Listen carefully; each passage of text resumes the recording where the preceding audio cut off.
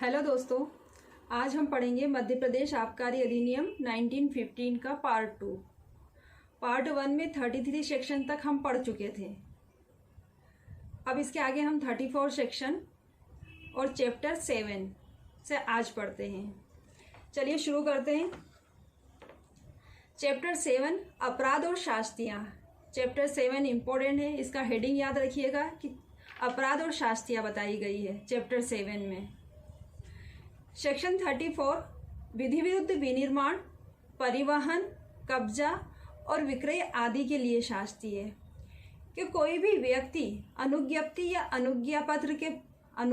अनुज्ञापत्र या पास के उल्लंघन में विधि विरुद्ध विनिर्माण करेगा, परिवहन करेगा, कब्जा करेगा या विक्रय करेगा या भांग की खेती करेगा या ताड़ी उत्पन्न करने वाले किसी वृक्ष से ताड़ी का व्ययन करेगा या उससे ताड़ी निकालेगा या किसी मदिरा को बोतलों में भरेगा तो उनके लिए दंड है 1 वर्ष तक के हो सकेगी और जुर्माना 500 रुपये से कम नहीं होगा, जो 5000 रुपये तक का हो सकेगा दंडनीय होगा। अगर यही अपराध सेकेंड बार करता है, वो दूसरी और पश्चातवर्ती बार करता है तो 2 माह से कम नहीं होगी, 24 माह तक के हो सकेगी और जुर्माना 2000 रुपये से कम नहीं होगा और 10,000 रुपये तक के हो सकेगा। ये नॉर्मल पनिशमेंट है। अब यदि 50 बल्क लीटर से अधिक का लिए उसके पास कब्जे में पाया जाता है, 50 बल्क लीटर से अधिक का मादक मदिरा उसके कब्जे में पाई जाती है, तब पनिशमेंट बढ़ जाएगा। 1 वर्ष से कम नहीं होगी, जो 3 वर्ष तक की हो सकेगी और जुर्माने से 25,000 रुपये से कम नहीं होगा, किंतु 1 लाख रुपये तक का हो सकेगा, दंडनीय होगा। और यही अपराध यदि डबल करता है, पश्चातवर्ती बार करता है, तो क्या शास्ति होगी? 2 वर्ष से कम नहीं होगी, 5 वर्ष तक के हो सकेगी और जुर्माना 50,000 रुपये से कम नहीं होगा, 2 लाख रुपये तक के हो सकेगा, इससे दंडनीय होगा। सेक्शन 35 है जिसको रिपील्ड कर दिया गया है, जो 49A में अमेंडमेंट हो गया है, तो यहाँ से इसको 35 को रिपील्ड कर दिया है। सेक्शन 36 है अवैध कब्जे के लिए शास्ति कि कोई भी व्यक्ति के पास मादक द्रव्य अनुज्ञप्ति या अनुज्ञापत्र के पास के उल्लंघन में किसी भी मात्रा तक के अवैध रूप से मादक मदिरा कब्जे में रहती है तो उसके लिए दंड है 6 माह तक की हो सकेगी या जुर्माना 1,000 रुपये तक के या दोनों से दंडनीय होगा। सेक्शन 36A है अनुज्ञप्ति, अनुज्ञापत्र या पास के उल्लंघन में किसी स्थान को सामान्य मदिरापान गृह में खोलने के लिए, रखने के लिए या उपयोग में लाने के लिए किसी भी स्थान की देखरेख करेगा या उसका प्रबंध या नियंत्रण रखने के लिए या किसी स्थान के कारोबार का संचालन करने के लिए या सहायता करने के लिए शास्ति है कि सामान्य मदिरापान गृह को के रूप में खोलना अनुज्ञप्ति या अनुज्ञापत्र के पास के उल्लंघन में तो 1 वर्ष तक के हो सकेगी या जुर्माना 200 रुपये से कम नहीं होगा और 2,000 रुपये तक के हो सकेगा या दोनों से दंडनीय होगा। सेक्शन है 36B किसी सामान्य मदिरापान गृह में मद पाया गया है, अनुज्ञप्ति या अनुज्ञापत्र पास के उल्लंघन में किसी सामान्य मदिरापान गृह में ड्रिंक करते हुए पाया गया है या इस ड्रिंक करने के प्रयोजन से वहां आया है तो उसके लिए दंड 1,000 रुपये तक के हो सकेगा, जुर्माना सिर्फ 1,000 रुपये है। इसमें 36C इम्पोर्टेंट नहीं है। 36D है धारा 36 के अधीन दंडनीय अपराध करने से प्रवृत्त रहने के लिए बंद पत्र कि जब 34 और 36 के अंतर्गत उसको दोष सिद्ध किया जा रहा है तो दोष सिद्ध करने वाला मजिस्ट्रेट उसको अपराध से प्रवृत्त रखने के लिए एक बंद पत्र जो 3 वर्ष तक का होगा, प्रतिभू सहित या रहित बंद पत्र भरवा लेगी। इसमें CRPC का सेक्शन 106 लागू होगा, उसके नियम लागू होंगे। और बंद पत्र शून्य कब होगा? जब अपील में दोष सिद्धि को दोष मुक्त कर दिया है, उलट दिया है या अपास्त कर दिया तो बंद पत्र शून्य हो जाएगा।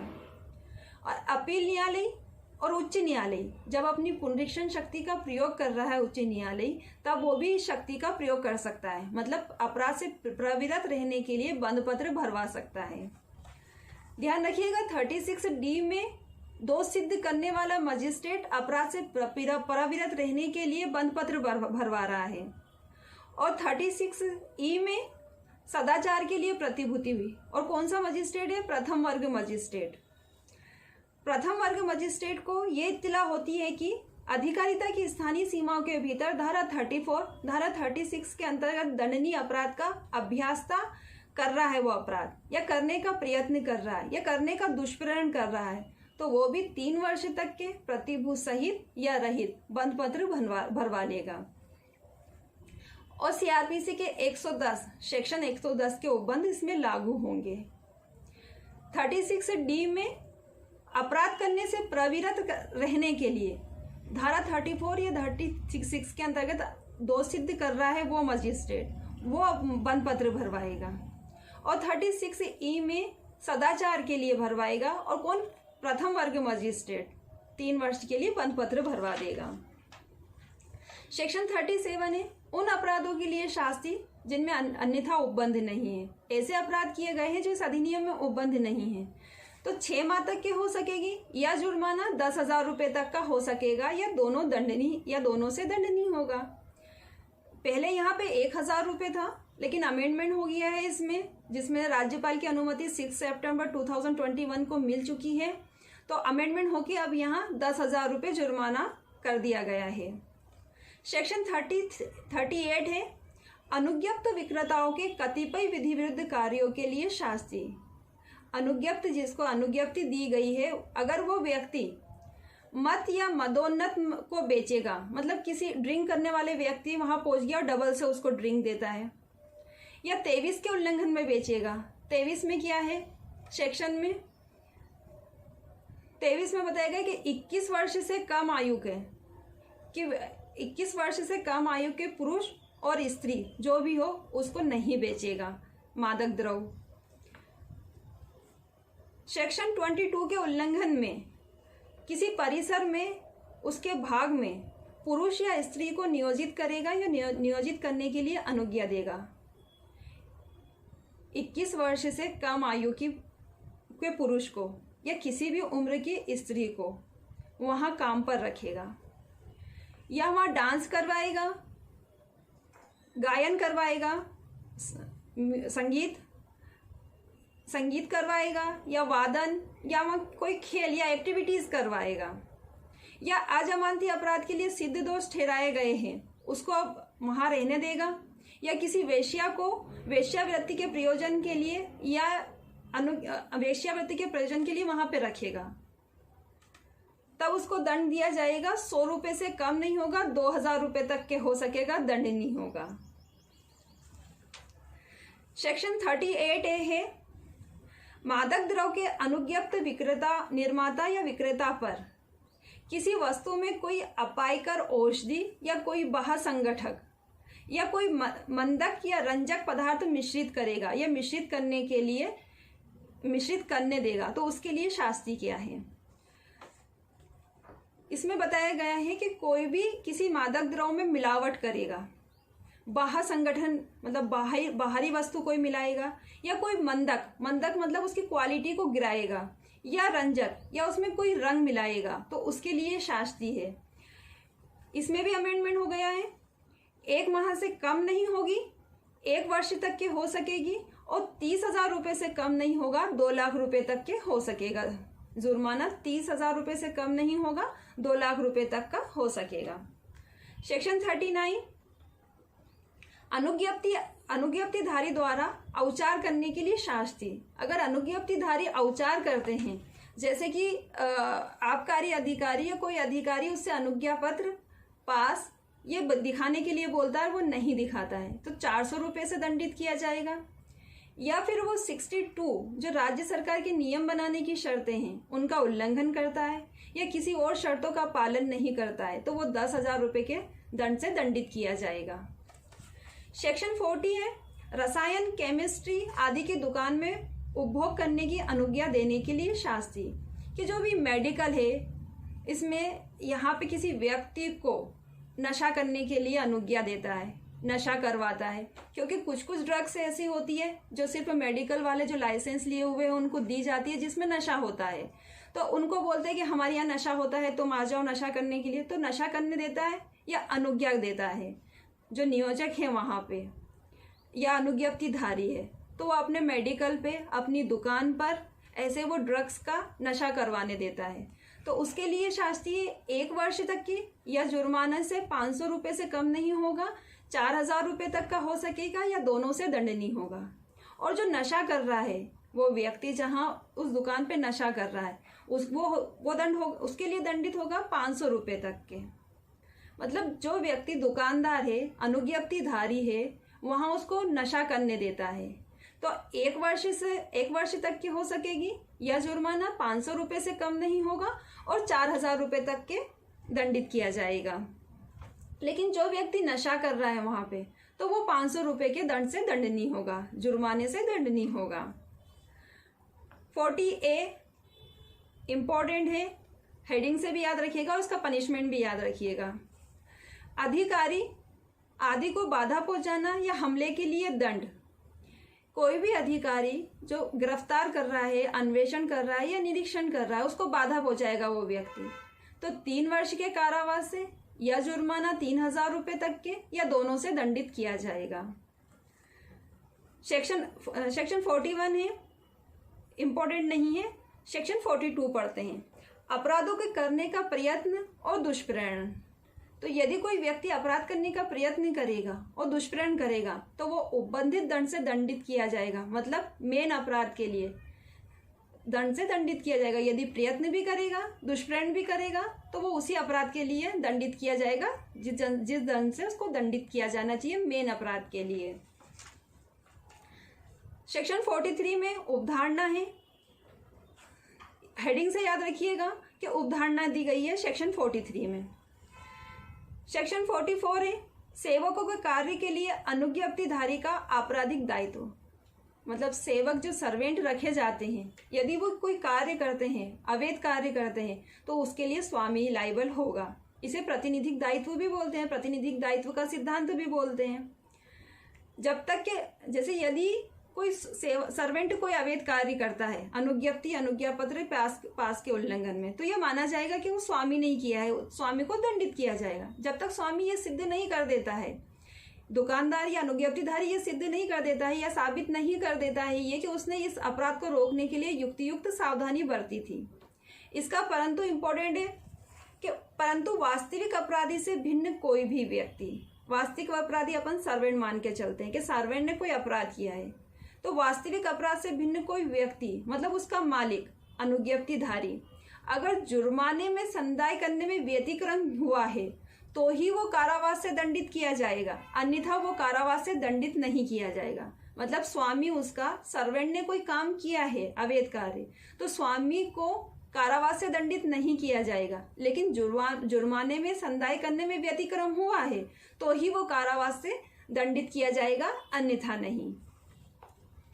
सेक्शन 45 है, पूर्व दोष सिद्धि के पश्चात वर्धित दंड। वर्धित दंड मतलब बढ़ा हुआ दंड, कि एक बार उसको दोष सिद्ध कर दिया है फिर डबल से वही कार्य करता है तो कितना बढ़ा हुआ दंड मिलेगा उसको, कि दोगुनी दंड से दंडित किया जाएगा उसको। सेक्शन 46, कतिपय वस्तुओं का अधिग्रहण के दायित्वाधीन होना। अधिहरण मतलब जब्ती की जाना, कि कोई भी वस्तु जो अवैध मदिरा के आयात निर्यात परिवहन करने में वस्तु का उपयोग किया गया है या लाने ले जाने में उस वस्तु का उपयोग किया है तो उसको अधिहरण कर ली जाएगी, उसको जब्त कर ली जाएगी। अब जब्त कौन करेगा ये 47 में बताया गया है। तो अधिग्रहण यानी जब्ती का आदेश कौन देगा, विचारण के दौरान मजिस्ट्रेट देगा। परंतु ये है कि यदि मजिस्ट्रेट द्वारा की गई अधिहरण का के संबंध में कोई आदेश तब तक पारित नहीं किया जाएगा जब तक कलेक्टर के समक्ष वस्तु के बाबत कार्यवाही लंबित है और वो निपटा नहीं दी गई है। यदि 47A में क्या होता है, कलेक्टर देता है अधिहरण का आदेश, तो जब तक के मजिस्ट्रेट अधिहरण का जब्ती का आदेश नहीं देगा, जब तक कि कलेक्टर ने आदेश पारित नहीं कर दिया हो या उसके समक्ष जो लंबित कार्यवाही है वो निपटाने दी गई हो, तब तक के मजिस्ट्रेट, जो विचारण करने वाला मजिस्ट्रेट है, अधिहरण का आदेश नहीं देगा। सब सेक्शन 2 है, इसमें अपराधी ज्ञात नहीं है या पाया ना जा सके तो मामले की जांच और अधिहरण कौन करेगा? कलेक्टर करेगा। मतलब विचारण के दौरान मजिस्ट्रेट अधिहरण का जब्ती का आदेश दे रहा है, लेकिन अपराध ऐसा है कि जहां पाए ही नहीं जा सके, मतलब यह है कि वो व्यक्ति ट्रक के ट्रैक छोड़ के भाग गया, अब मामले का विचारण तो नहीं हो रहा है यहाँ पे, तो फिर अधिहरण का आदेश कौन देगा? उसको जब्त करने का आदेश कौन देगा? विचारण से पहले कलेक्टर देगा। लेकिन यह है कि जब उसको अभिग्रहण मतलब सीज कर ली है, तो अधिहरण कब तक के नहीं किया जाएगा? 1 माह का अवसान नहीं हो गया, मतलब 1 माह की अवधि बीत नहीं गई हो, और जो व्यक्ति अधिकार का दावा करता है उसको सुनवाई का अवसर नहीं दिया है, तब तक के अधिहरण का आदेश नहीं दिया जाएगा। परंतु एक और इसमें कि संपत्ति ऐसी है कि शीघ्र नष्ट होने वाली है, तो फिर कलेक्टर विक्रय का आदेश दे देगा, उसको बेचने का आदेश दे देगा। सेक्शन 47A है अभिगृहित किए, इसको आपको सिर्फ हेडिंग से याद रखना है। अभिगृहित किए गए मादक द्रव्य, वस्तु, उपकरण, पात्र, सामग्री, प्रवहन आदि का अधिहरण। इसमें भी वही बताया गया है कि जितनी भी संपत्तियां मादक द्रव्य बनाने में या लाने ले जाने में, आयात निर्यात परिवहन करने में जिन जिन वस्तुओं का यूज किया गया है उसको अधिहरण कर लेंगे। लेकिन ये विचारण से पहले की बात है। यहाँ पे देखिए सब सेक्शन 2, कलेक्टर मादक द्रव्य, वस्तु, उपकरण, पात्र, सामग्री, प्रवहन आदि के समक्ष प्रस्तुत किए जाने पर या अभिग्रहण के बारे में रिपोर्ट प्राप्त होने पर यह समाधान हो जाता है कि 34 की उपधारा 1 के खंड A या खंड B, खंड 1 में किया है मादक द्रव्य का आयात निर्यात परिवहन कब्जा करना, और बी में क्या है? विक्रय करना मादक मदिरा का। तो कोई अपराध किया गया है और अपराध का पता लगाते समय या उसके दौरान की गई मदिरा की मात्रा 50 बल्क लीटर से अधिक है, तो वहां अधिहरण का आदेश कलेक्टर दे देगा, क्योंकि उसको यह हो सकता है कि वो ट्रक के ट्रक छोड़ के भाग गया हो और 50 बल्क लीटर से अधिक है, तो एक स्थान से दूसरे स्थान तक की तो खड़ा ही नहीं कर सकते, ले ही नहीं जा सकते, तो वो उसी टाइम अधिहरण का आदेश कलेक्टर दे देगा। 47B अधिहरण के आदेश के विरुद्ध अपील। तो अधिहरण के आदेश, जो जब्ती का आदेश दिया है उसकी अपील, कलेक्टर की अपील। 47A के सब क्लोज में कलेक्टर दे रहा है अधिहरण के आदेश, तो यहाँ याद रखिएगा कलेक्टर की अपील कलेक्टर को ही होगी। 47B में यह राज्य सरकार द्वारा प्राधिकृत किसी अधिकारी को होगी, 30 दिन के भीतर करना है उसको। अब जब कलेक्टर को की है या राज्य सरकार द्वारा प्राधिकृत किसी अधिकारी को अपील की है 30 दिन के भीतर, तो वो उस अपील को क्या करेगा? पुष्ट कर देगा, मतलब कंफर्म कर देगा, उपांतरित कर देगा। उपांतरित मतलब मॉडिफाई, उसमें कुछ चेंज कर देगा या उसको उलट देगा, लेकिन लंबित कार्यवाही में स्टे नहीं देगा। पुष्ट कर देगा, उलट देगा, उपांतरित कर देगा, लेकिन कार्यवाही लंबित रहने के दौरान वो स्थगन नहीं देगा, मतलब स्टे नहीं करेगा, वो कार्यवाही को रोकेगा नहीं, रोकने के लिए स्टे नहीं देगा। 47C है अपील प्राधिकारी के आदेश के विरुद्ध सेशन न्यायालय के समक्ष रिवीजन हो जाएगा, 30 दिन के भीतर होगा। कलेक्टर ने या राज्य सरकार द्वारा प्राधिकृत किसी अधिकारी ने कोई आदेश पारित किया है तो उसका क्या रिवीजन होगा? सेशन न्यायालय में 30 दिन के भीतर। यह भी वही होगा कि पुष्ट कर देंगे या उपांतरित कर देंगे या उलट देंगे। पुष्ट कर देंगे यानी कंफर्म कर देंगे कि हाँ ठीक है, जो आदेश दिया वो ठीक है, या उसमें उपांतरित कर देंगे, कुछ चेंजेस कर देंगे, या फिर क्या होगा, या उलट देंगे, ये सब कर देंगे, लेकिन ये भी कार्यवाही के दौरान स्टे नहीं देंगे, स्थगन नहीं देंगे। सेक्शन 47D है सिर्फ न्यायालय की अधिकारिता का वर्जन बताया गया है कि यदि कलेक्टर वगैरह कार्यवाही कर रहे हैं तो न्यायालय इसमें हस्तक्षेप नहीं करेगा, न्यायालय की कोई अधिकारिता नहीं होगी, इसलिए अधिकारिता का वर्जन बताया गया 47D में, इंपॉर्टेंट नहीं है। 48 इंपॉर्टेंट है, अपराधों का शमन करने और शास्ति अभिरोपित करने के लिए शास्ति शक्ति। अपराध का शमन यानी समझौता करने के लिए कौन कौन समझौता करेगा और क्या शास्ति अधिरोपित करेगा।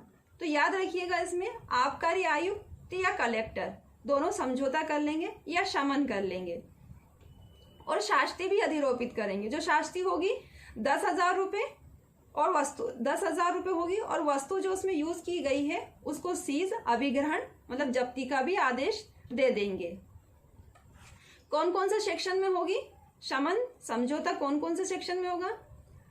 अनुज्ञप्ति या अनुज्ञा पत्र या पास के उल्लंघन में धारा 31A या B, सेक्शन 34, सेक्शन 37, सेक्शन 38 और सेक्शन 38A और सेक्शन 39, 31, 34, 37, 38, 38A और धारा 39 का समझौता होगा। इन सेक्शन में समझौता होगा। कौन करेगा, आबकारी आयुक्त या कलेक्टर करेगा और शास्ति अधिरोपित करेगा 10,000 रुपये तक के 10,000 रुपये तक के शास्ति अधिरोपित कर देगा और उस जो वस्तु यूज की गई है उसमें उसको अभिहरण कर लेगा, उसको जब्त कर लेगा।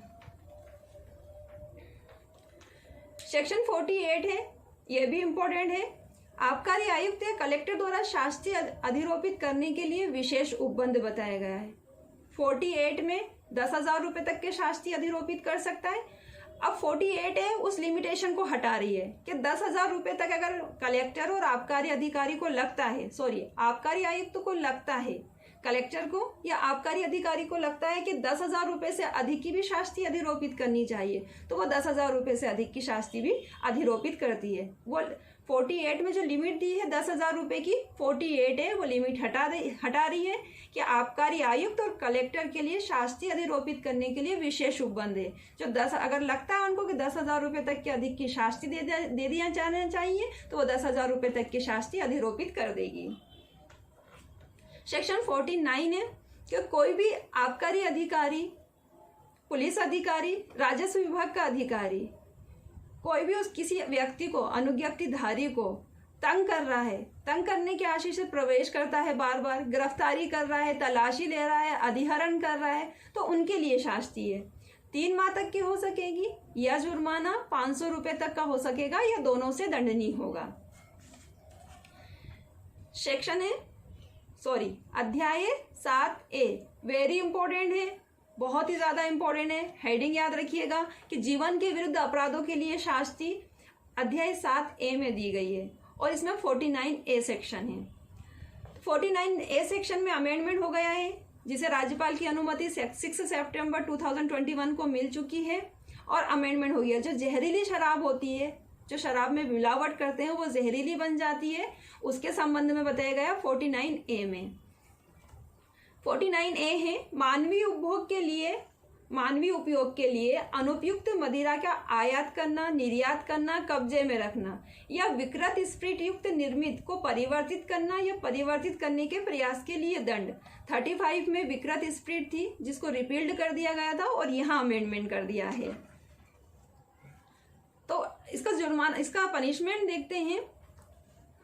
एक है कि मानवीय उपभोग के लिए अनुपयुक्त पाई जाती है, कि मनुष्य के उपयोग के लिए अनुपयुक्त है ऐसी जहरीली शराब, तो वो इंसान दंडित होगा। 6 माह से कम नहीं होगी, 6 वर्ष तक की हो सकेगी और जुर्माना 1 लाख रुपए तक का हो सकेगा। यदि उससे किसी मनुष्य को क्षति होती, वो पी लेता और उसको थोड़ी क्षति होती है, तो क्षति होती है तब 2 वर्ष से कम नहीं होगा, 8 वर्ष तक के हो सकेगा और जुर्माना 2 लाख रुपए से कम नहीं होगा। तीसरा क्लॉज है इसका कि मनुष्य की मृत्यु हो जाती है वो जहरीली शराब पीने से, तो 10 वर्ष से कम नहीं होगी, आजीवन कारावास तक के हो सकेगी और जुर्माना 5 लाख रुपए से कम नहीं होगा। यही अपराध यदि वो दूसरी बार भी करता है, फिर से एक बार दोष सिद्ध किया गया है उसको और फिर यही अपराध वो 2 बार भी करता है, तब पनिशमेंट सब क्लोज 2 देखिए कि द्वितीय और पश्चातवर्ती अपराध करने पर यदि वो मानव उपयोग के लिए अनुपयुक्त पाई गई है तो 6 वर्ष से कम नहीं होगी, 10 वर्ष तक की हो सकेगी और जुर्माना 5 लाख रुपए से कम नहीं होगा। यदि किसी व्यक्ति की क्षति होती है, किसी मनुष्य को क्षति होती है तो 10 वर्ष से कम नहीं होगी, 14 वर्ष तक की हो सकेगी और जुर्माना 10 लाख रुपए से कम नहीं होगा। सब सेक्शन 2 का सी क्लॉज है कि यदि उस व्यक्ति की मृत्यु हो जाती है, दूसरी और पश्चातवर्ती बार कर रहा है वो, और दूसरी और पश्चातवर्ती बार करने में वो जहरीली शराब पीने से उस व्यक्ति की मृत्यु हो जाती है, तो मृत्यु दंड से या आजीवन कारावास से और जुर्माना 20 लाख रुपए से कम नहीं होगा, दंडित किया जाएगा। आप याद रखिएगा 49A के सब क्लॉज 2 के सी में मृत्यु दंड से दंडित किया गया है। यदि उस व्यक्ति की मृत्यु हो जाती है जहरीली शराब पीने से, तो उसको मृत्यु दंड से या आजीवन कारावास से, जुर्माने से जो 20 लाख रुपए से कम नहीं होगा, दंडित किया जाएगा। चैप्टर 8 है अपराधों का पता लगाना, अन्वेषण करना और उनका विचारण करना। आपको इसमें याद रखना है किस अधिकारी को सूचना देना है और कौन कौन अधिकारी इसमें प्रवेश करेंगे, निरीक्षण करेंगे, तलाशी लेंगे, गिरफ्तार करेंगे। तो ये अलग अलग जो अधिकारी है, निरीक्षण करने के लिए अलग अधिकारी है, वारंट के बिना गिरफ्तार करने के लिए अलग अधिकारी है, तो ये आपको सब याद रखना है। सेक्शन 50 है भूधारक तथा अन्य व्यक्ति इत्तला देंगे कि यदि अवैध रूप से मादक मदिरा, मादक द्रव्य का निर्माण हो रहा है, विक्रय, आयात, निर्यात हो रहा है, तो भूमि स्वामी, उसका अधिभोगी या जिसके कब्जे में है वो व्यक्ति, संपत्ति जिसके कब्जे में वो व्यक्ति या उसका अभिकर्ता, या ग्राम का मुखिया या लेखापाल मतलब पटवारी, ग्राम का चौकीदार और सरकार का कोई भी अधिकारी किस किस को सूचना देगा यदि अवैध रूप से निर्माण हो रहा है, तो मजिस्ट्रेट को या आबकारी पुलिस को या भू राजस्व विभाग के किसी अधिकारी को वो सूचना देगा। मजिस्ट्रेट को, आबकारी पुलिस को या भू राजस्व के किसी अधिकारी को, भू राजस्व विभाग है उसके किसी अधिकारी को इसकी कि यहाँ अवैध तरीके से निर्माण हो रहा है, इसकी सूचना देगा। सेक्शन 51 विनिर्माण और विक्रय के स्थानों में प्रवेश करना तथा निरीक्षण करने के लिए शक्ति। ये निरीक्षण करने के लिए जहाँ विनिर्माण हो रहा है, क्या अवैध रूप से हो रहा है, तो उसमें निरीक्षण करने के लिए कौन कौन अधिकारी जाएंगे? आबकारी आयुक्त, आबकारी अधिकारी, कलेक्टर और राज्य सरकार द्वारा अधिसूचना द्वारा सम्यक रूप से प्राधिकृत किया गया कोई पुलिस अधिकारी को डायरेक्ट निरीक्षण करने की, वहां प्रवेश करने की और निरीक्षण करने की शक्ति नहीं दी गई है। आबकारी आयुक्त है, कलेक्टर है और आबकारी अधिकारी है, और राज्य सरकार द्वारा प्राधिकृत किया गया ऐसा कोई पुलिस अधिकारी है, वो निरीक्षण कर लेगा, प्रवेश करेगा उस स्थान पे और निरीक्षण करेगा। दिन में या रात में किसी भी समय प्रवेश करेगा और उस वस्तु का निरीक्षण कर लेगा कि यहाँ साफ स्वच्छ अवस्था में बनाई जा रही है, अवैध रूप से तो नहीं बनाई जा रही है, ये सारी निरीक्षण कर लेगा। सेक्शन 52 है वारंट के बिना गिरफ्तार करने और अधिहरण के दायित्वाधीन वस्तु को अभिहरण करने के लिए, सीज करने के लिए और तलाशी लेने की शक्ति। 52 में वारंट के बिना गिरफ्तार कौन करेगा और तलाशी कौन लेगा? तो कोई भी आबकारी अधिकारी या कोई भी पुलिस अधिकारी जो ऐसे पद से निम्न का ना हो जिसे राज्य सरकार इस संबंध में विहित करे, या राजस्व विभाग का कोई भी अधिकारी जिसे राज्य सरकार इस संबंध में नियुक्त करेगी। आबकारी अधिकारी, पुलिस अधिकारी जो ऐसी पंक्ति का होगा जो राज्य सरकार नियुक्त करेगी, या राजस्व विभाग का कोई भी अधिकारी जो ऐसी पंक्ति का होगा जो राज्य सरकार नियुक्त करेगी, निर्दिष्ट करेगी या नियुक्त करेगी। यही अधिकारी वारंट के बिना गिरफ्तार कर लेंगे और तलाशी भी ले लेंगे, और जो अधिहरण मतलब जब्ती के जो दायित्वाधीन संपत्ति है उनको सीज कर लेंगे। 53 है मजिस्ट्रेट की वारंट जारी करने की शक्ति है कि अगर वारंट जारी करना पड़ेगा तो कोई भी मजिस्ट्रेट वारंट जारी कर सकता है। सेक्शन 64 है वारंट के बिना तलाशी लेने की शक्ति। 52 में भी वारंट के बिना गिरफ्तारी और तलाशी लेने की शक्ति थी, और यहाँ 54 में आबकारी अधिकारी के वारंट के बिना तलाशी लेने की शक्ति है। 54 और 54A में दोनों में याद रखिएगा आबकारी अधिकारी वेरी इंपॉर्टेंट है, 54 और 54A, क्योंकि इसमें आबकारी अधिकारी की शक्ति है। तो 54 में वारंट के बिना तलाशी लेने की आबकारी अधिकारी की शक्ति है कि वारंट के बिना भी वो तलाशी ले सकता है, और 54A में बाधा या हमले के लिए वारंट के बिना गिरफ्तारी। यदि वो कोई काम कर रहा है, वो आबकारी अधिकारी, और कोई व्यक्ति बाधा पहुंचाता है तो वो वारंट के बिना ही गिरफ्तार कर लेगा। 55 है अन्वेषण के मामले में आबकारी अधिकारी की शक्ति। यदि वो अन्वेषण कर रहा है वो आबकारी अधिकारी, तो उसको क्या शक्ति होगी? जो CRPC में पुलिस थाने के बाहर अधिकारी को शक्ति है, वही शक्ति होगी उसे भी। सेक्शन 56 है अन्वेषण अधिकारी द्वारा रिपोर्ट। यदि कोई पुलिस अधिकारी, राजस्व विभाग का अधिकारी है, सब कोई अगर अन्वेषण कर रहे हैं तो इसकी रिपोर्ट किसे देंगे? जो सक्षम है मजिस्ट्रेट, अधिकारिता रखने वाला मजिस्ट्रेट है, उस रिपोर्ट पर संज्ञान लेने के लिए सक्षम है, अधिकारिता रखता है, उसको रिपोर्ट दे दी जाएगी। 57 में बताया गया है कि आबकारी अधिकारी किसको रिपोर्ट देगा?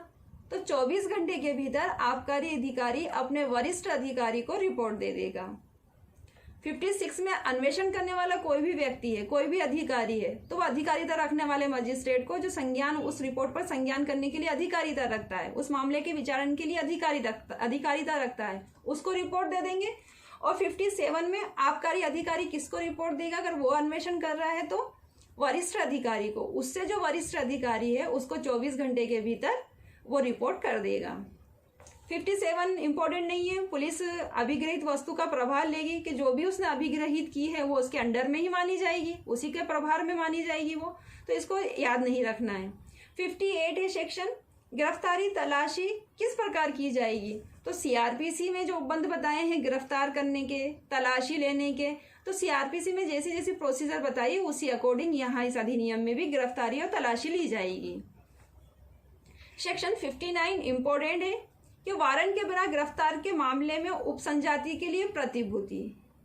इसका हेडिंग याद रखिएगा कि वारंट के बिना गिरफ्तार करने के मामले में उपस्थित होने के लिए, किसी भी व्यक्ति को उपस्थित होने के लिए प्रतिभूति ली जाएगी।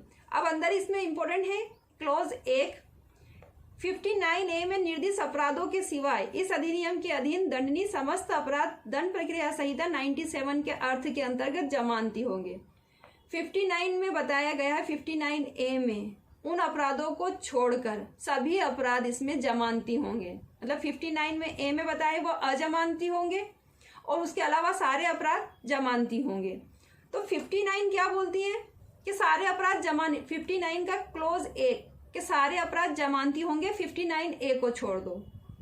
और 59A क्या बोलती है कि अपराध अजमानती होंगे।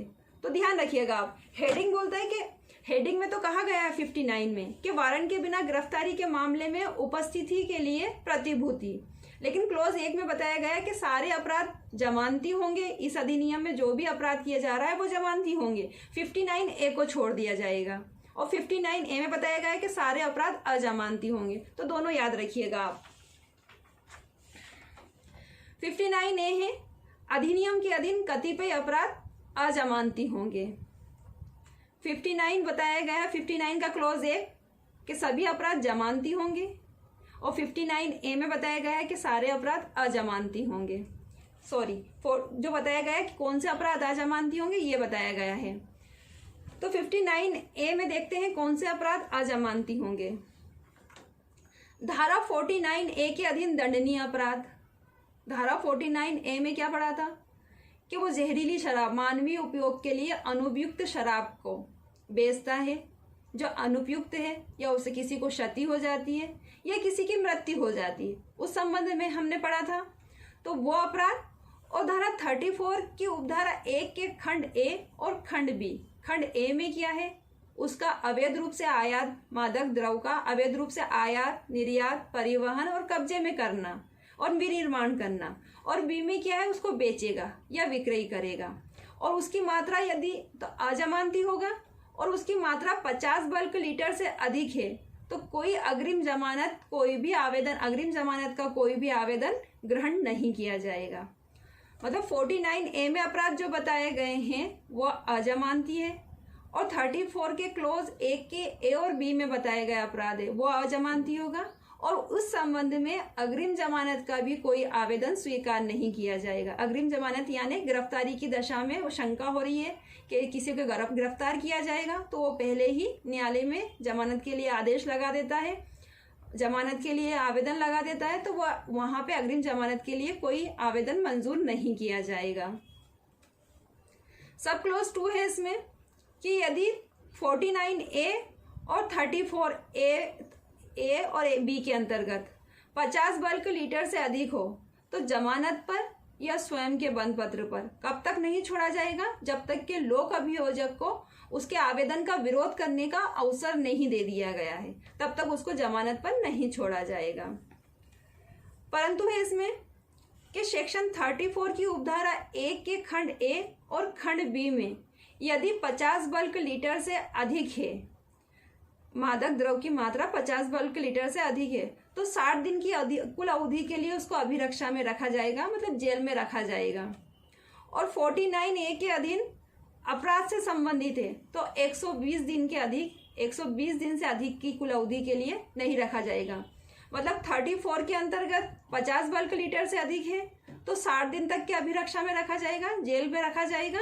और 49A के अधीन है तो उसको 120 दिन से अधिक के लिए अवधि में नहीं रखा जाएगा, 120 दिन की अवधि से अधिक अभिरक्षा में नहीं रखा जाएगा, 120 दिन तक के ही रखा जाएगा। और यह 60 दिन के भीतर या 120 दिन के भीतर यदि फिर वो भी पुलिस अधिकारी कोई चालान पेश नहीं करता या इन्वेस्टिगेशन पूरा नहीं होता है तो फिर ये व्यक्ति जमानत मांगने के लिए हकदार हो जाएंगे, इनको जमानत दे दी जाएगी। तो आप लिमिटेशन याद रखिएगा इसकी। क्या लिमिटेशन है कि 34 के अंतर्गत 34 की उपधारा 1 के खंड ए और ए बी के अंतर्गत यदि 50 बल्क लीटर से अधिक है तो 60 दिन तक के अभिरक्षा में रखा जाएगा व्यक्ति को।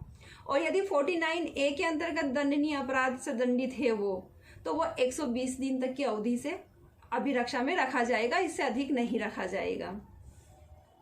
और इस बीच में भी इन्वेस्टिगेशन पूरा नहीं होता है, न्यायालय को रिपोर्ट नहीं दी जाती है तो वो फिर 60 दिन और 120 दिन की अवधि के बाद जमानत मांगने के हकदार हो जाएंगे और उन्हें जमानत दे दी जाएगी। सेक्शन 60 रिपील्ड है।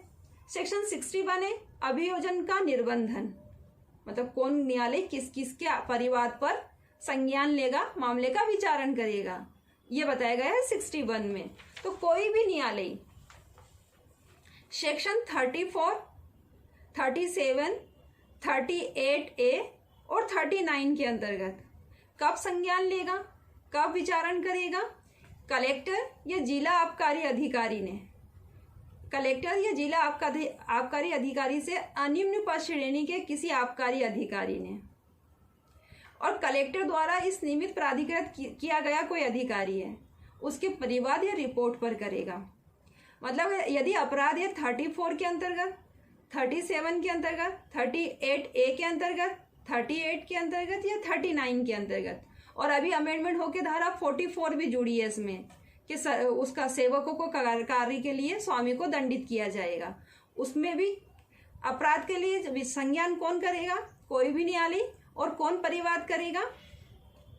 कलेक्टर या जिला आबकारी अधिकारी या ऐसा आबकारी अधिकारी जिसे कलेक्टर इस संबंध में नियुक्त करे। तब ये तीनों अधिकारी अगर परिवाद करते हैं तो इन्हीं की रिपोर्ट पर न्यायालय संज्ञान करेगा।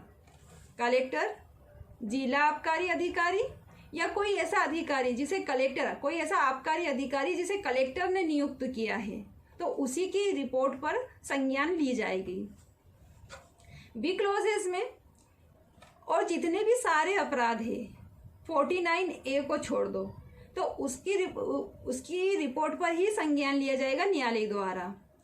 आबकारी अधिकारी या पुलिस अधिकारी के परिवाद या रिपोर्ट पर ही संज्ञान लिया जाएगा, अन्यथा नहीं लिया जाएगा। 49A को छोड़ दो, बाकी जितने भी अपराध है तो आबकारी अधिकारी या पुलिस अधिकारी की रिपोर्ट पर या परिवाद पर ही संज्ञान लिया जाएगा, अन्यथा नहीं। सब क्लोज 2 है इसमें कि जब ऐसा अपराध किया गया है उसके 6 माह के भीतर ही परिवाद या रिपोर्ट करना है। 6 माह के भीतर ही करना है, 6 माह के बाद नहीं करना। 6 माह के बाद अगर करना है तो राज्य सरकार की मंजूरी प्राप्त करनी होगी। सेक्शन 61A इंपॉर्टेंट है। राजसाक्षी हो जाने पर अभियुक्त को समाधान। राजसाक्षी मतलब सरकारी गवाह हो जाना। मतलब यदि के कोई 2 या 2 से अधिक व्यक्ति अपराध कर रहे हैं और वहाँ कोई एविडेंस नहीं मिल रहा है तो मुख्य न्यायिक मजिस्ट्रेट या प्रथम वर्ग मजिस्ट्रेट, किसी एक को, जिसने 2 या 2 से अधिक ने अपराध किया है, किसी एक को बोलेंगे कि हम तुम्हारी सजा माफ कर देंगे, तुम इनके प्रति गवाह दे दो, तुम सरकारी गवाह बन जाओ और इनके प्रति साक्ष्य दे दो कि इन्होंने अपराध किया है। उसे कहते हैं राजसाक्षी, सरकारी गवाह। तो जब 2 या अधिक व्यक्ति इस अधिनियम के अधीन किसी अपराध के लिए अभियोजित किए जाते हैं, तब अपराध की जांच विचारण करने वाला मुख्य न्यायिक मजिस्ट्रेट या प्रथम वर्ग मजिस्ट्रेट ऐसे कारणों से जो कि उसके द्वारा लेखबद्ध किए जाएंगे, किसी अभियुक्त व्यक्ति को इस शर्त पर समाधान कर सकेंगे कि वह अपराध से संबंधित समस्त तथ्यों को पूर्ण और सत्य प्रकट कर दे, कि तुम सही बता दो कि इन लोगों ने अपराध किया है, तो तुम्हें तुम्हारी सजा है वो माफ कर दी जाएगी।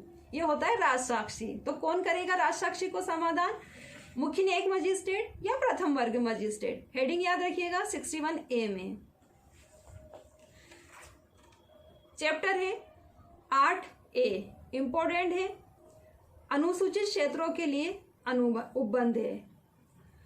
ध्यान रखिएगा, इसमें अनुसूचित क्षेत्र है और अनुसूचित जनजाति है, इसी के संबंध में ये उपबंध, ये जो 8A चैप्टर है लागू होगा। अनुसूचित क्षेत्र है और अनुसूचित जनजाति है। 61B में परिभाषाएं दी है। तो 61B के A में अनुसूचित क्षेत्र, अनुसूचित क्षेत्र क्या होगा? जो संविधान के अनुच्छेद 244 के सब क्लॉज 1 में बताया गया है वो अनुसूचित क्षेत्र होगा। 61B के C में अनुसूचित जनजाति। तो अनुसूचित जनजाति कौन सी होगी? जो भारतीय संविधान के अनुच्छेद 342 में बताया गया है वो अनुसूचित जनजाति होगी।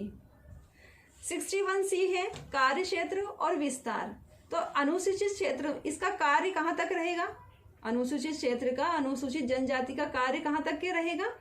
अनुसूचित क्षेत्र को लागू सिर्फ उसी क्षेत्र में, जिस क्षेत्र में उसको उपबंध बनाए गए हैं उसी क्षेत्र में वही लागू होंगे। इस अधिनियम में कोई और अन्य उपबंध है वो अधिभावी नहीं होंगे, इसी अध्याय के अधिनियम लागू होंगे।